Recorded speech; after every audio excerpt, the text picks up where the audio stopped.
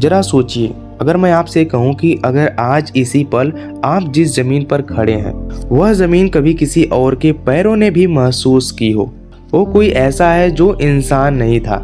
जरा आप आसमान की तरफ देखिए, ये वही आसमान है जिसे देखकर इंसान हजारों सालों से एक ही सवाल पूछता आया है, क्या हम सच में इस ब्रह्मांड में अकेले हैं या कोई हमें बहुत पहले से छुप कर देख रहा है। जरा आप कल्पना कीजिए, अगर एलियंस भविष्य की कहानी नहीं बल्कि हमारे अतीत का हिस्सा हो, अगर उन्होंने हमसे पहले इस धरती पर कदम रखा हो, अगर उन्होंने हमें बहुत दूर से नहीं बल्कि बहुत करीब से देखा हो। आज की कहानी किसी फिल्म की स्क्रिप्ट नहीं है, बल्कि यह उन सवालों की कहानी है जिसे सुनकर वैज्ञानिक भी हैरान हो जाते हैं। यह उन सबूतों की कहानी है जो पूरे नहीं है, लेकिन इसे नज़रअंदाज भी नहीं किया जा सकता। और सबसे डरावनी बात यह है कि यह कहानी खत्म होने के बाद भी आपके दिमाग में चलती रहेगी। ब्रह्मांड यह इतना विशाल है कि हमारी कल्पना भी थक जाए, फिर भी हम वहां तक नहीं सोच सकते। सिर्फ हमारी आकाशगंगा में करीब 400 अरब से भी ज्यादा तारे हैं और ऐसे अरबों गैलेक्सीज यानी आकाशगंगा मौजूद है। हर तारे के पास संभावित सूरज है और हर सूरज के पास संभावित ग्रहों की दुनिया। और फिर भी हम कहते हैं कि एलियंस यहाँ नहीं है, शायद कहीं होंगे। लेकिन विज्ञान ऐसा नहीं सोचता। विज्ञान सवाल पूछता है और उसका जवाब ढूंढता है, और जब सवाल बहुत ज्यादा हो जाए तो चुप्पी भी एक जवाब बन जाती है। 1950 में एक वैज्ञानिक थे एर्निको फर्मी। उन्होंने एक साधारण सा सवाल पूछा कि अगर ब्रह्मांड में एलियंस हैं तो वे नजर क्यों नहीं आते। आज यही सवाल फर्मी पैराडॉक्स कहलाता है। इसका मतलब है कि संभावनाएं कहती हैं कि एलियंस होने चाहिए, लेकिन इसके सबूत खामोश हैं। अब चलिए हम समय से पीछे चलते हैं, बहुत पीछे, इतना पीछे कि इतिहास भी धुंधला हो जाए। प्राचीन सभ्यताएं और मिस्र के पिरामिड, ये इतने विशाल, इतने सटीक हैं कि आज की मशीनों को भी पसीना आ जाए। लेकिन यही हजारों साल पहले बिना मॉडर्न क्रेन्स, बिना कंप्यूटर, बिना स्टील टेक्नोलॉजी के कैसे बना होगा। कुछ लोग कहते हैं कि पहले के लोग काफी जीनियस होते थे।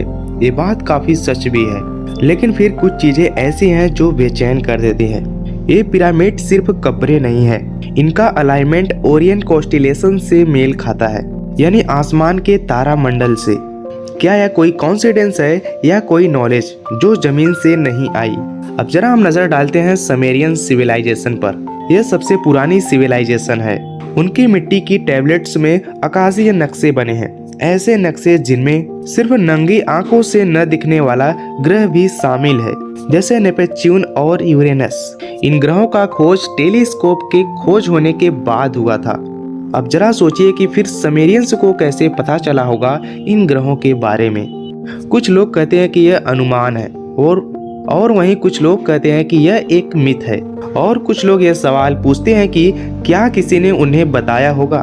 भारत का हजारों साल पुराना ज्ञान, विमान, अस्त्र, आकाश में युद्ध, महाभारत और रामायण को अक्सर मिथ कहा जाता है, लेकिन उनमें लिखे विवरण कभी कभी अनकंफर्टेबल लगते हैं। एक ऐसा हथियार जो एक पल में हजारों को खत्म कर दे, तेज रोशनी, अंधापन और रेडिएशन जैसे सिम्टम्स हो। क्या यह सिर्फ कल्पना थी या किसी पुराने अनुभव की भाषा। विज्ञान यहाँ नहीं रुकता। विज्ञान पूछता है, क्या एशियन के लोग सिंबॉलिक भाषा का इस्तेमाल करते थे। अगर इसका जवाब हाँ है तो हर जगह एक जैसे सिंबल कैसे हो सकते हैं। अब चलिए मॉडर्न जमाने में आते हैं। साल था 1947 और जगह थी रोजवेल, न्यू मैक्सिको, अमेरिका। एक रात को आसमान से कुछ गिरता है, टूटा फूटा मलबा, एक अजीब सा मटेरियल।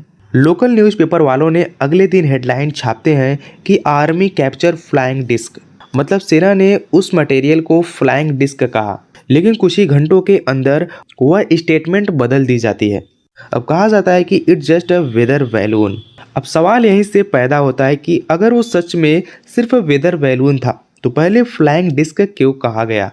उसके कई साल बाद गवर्नमेंट कुछ फाइलें डिस्क्लासिफाई करती है। उनमें एक नाम आता है प्रोजेक्ट मोगुल। इस प्रोजेक्ट में हाई एल्टीट्यूड बैलून्स इस्तेमाल होते थे जो सोवियत यूनियन के न्यूक्लियर टेस्ट करने के लिए बनाए गए थे। मतलब बैलून था लेकिन नॉर्मल नहीं था, बहुत ही एडवांस था। यह एक लॉजिकल एक्सप्लेनेशन है, साइंस इसे एक्सेप्ट भी करती है। लेकिन यह केस बंद क्यों हो गया। लेकिन उस समय कुछ लोग वहां मौजूद थे वे आज भी कहते हैं कि जो हमने देखा वो बैलून जैसा नहीं था। वह मटेरियल ऐसा था जो जलता नहीं था, टूटता नहीं था और उसकी कोई पहचान नहीं थी। और फिर वही सवाल, अगर वह कुछ भी नहीं था तो उसे इतना छुपाया क्यों जा रहा है?